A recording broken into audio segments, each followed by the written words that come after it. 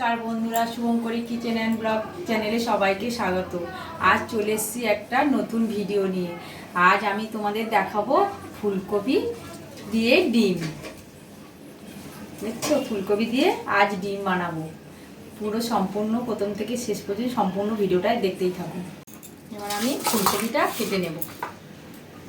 ফুলকপিটা আবার কেটে নেবো সুন্দর করে।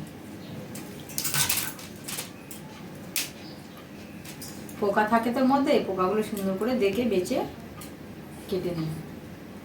এখন অতটাই পোকা থাকে না।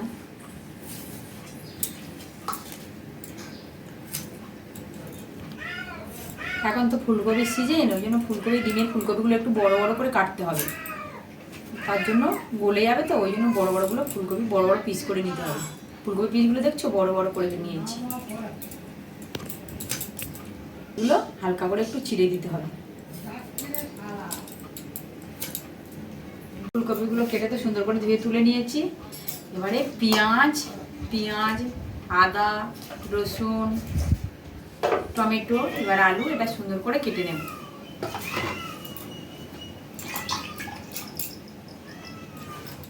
ডিমটা কিন্তু আমি এবার সিদ্ধ বসিয়ে দেব। জলের মধ্যে দিয়ে দিলাম ডিমটা তো সিদ্ধ করার সময় ঠান্ডা জলে দিয়ে দেবে, তার সাথে দিয়ে দেবে একটু লবণ দিলে কি হয় বলো তো, লবণ দিলে ডিমটা যেটা খোসা কুইয়ে উঠে যায়, ধরো খুবলে উঠে যায় না, ওটা উঠবে না, সুন্দরভাবে ডিমটা খোলাগুলো উঠে যাবে।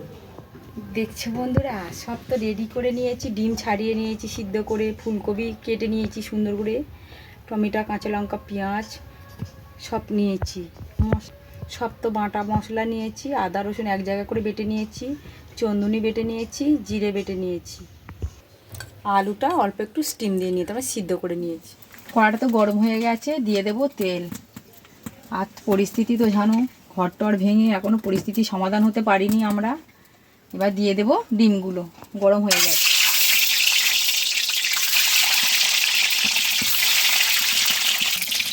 দিয়ে দেব হলুদ, দিয়ে দেব লঙ্কা একটু, দিয়ে দেব লবণ, দিয়ে ডিমটা সুন্দর করে নাড়াচাড়া করে ভেজে নেব লাল লাল করে।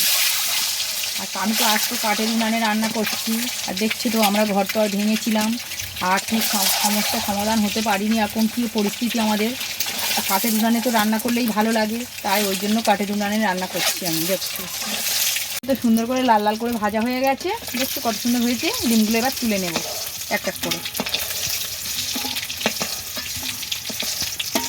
ডিমগুলো হয়ে গেছে, দিয়ে দেব ফুলকপিটা ভেজে নেব এবার।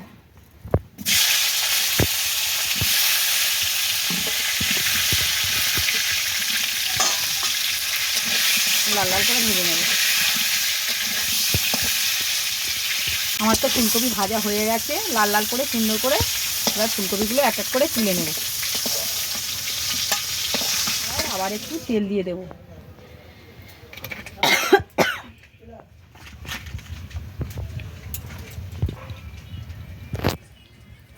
কড়াটা গরম হয়ে গেছে, তেলটা হয়ে গেছে তো। এবার দিয়ে দেবো ফোড়নে তেজপাতা দিয়ে দিলাম। এবার দিয়ে দেবো তেজপাতা, পেঁয়াজ দিয়ে দেবো, এবার টমেটো, কাঁচা লঙ্কাটা দিয়ে দেবো। মশলাটা নাড়াচাড়া করে সুন্দর করে মশলাটা কষিয়ে নেব। টমেটো পেঁয়াজের উপরে লবণ দিলে ওটা একটু টমেটো পেঁয়াজটা ভেজে যাবে, সুন্দর মশলাটা কষানো যাবে।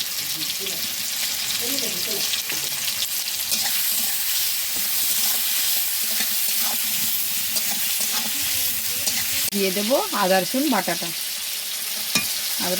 দিয়ে দিলাম। একটু নেড়ে চেড়ে সুন্দর করে নেড়ে চেড়ে নেব মশলাটা। মশলার উপরে দিয়ে দেবো আর গুঁড়ো লঙ্কা দিয়ে দেবো।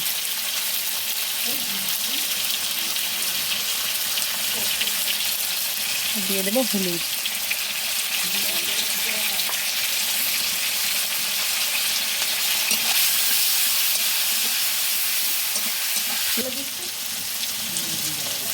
যে যেমন লঙ্কা খায় সে তেমন লঙ্কা ব্যবহার করবে।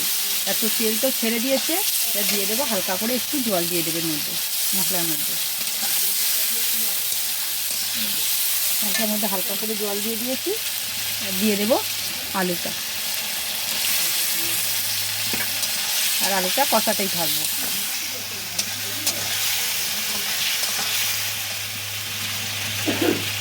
যত সুন্দর করে দেখছো কষানো হয়ে গেছে, সুন্দর করে কষানো হয়ে গেছে। আর ভেজে রাখা ফুলকপিটা এর মধ্যে দিয়ে দেবো।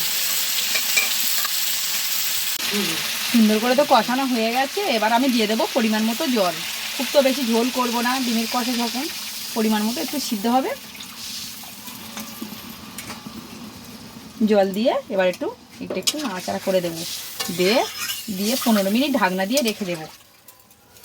ঢাকা দিয়ে রেখে দেবো 15 মিনিট। পুরো তো কমপ্লিট হয়ে গেছে, এবার নামিয়ে নেব।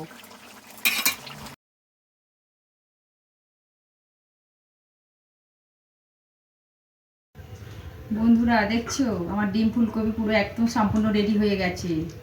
অবশ্যই করে বাড়িতে একবার অন্তত বানিয়ে খেয়ে দেখবেন। আমার ফুলকপি রেসিপি ভালো লাগলে লাইক, কমেন্ট ও বন্ধুদের কাছে বেশি বেশি করে শেয়ার করে দেবে।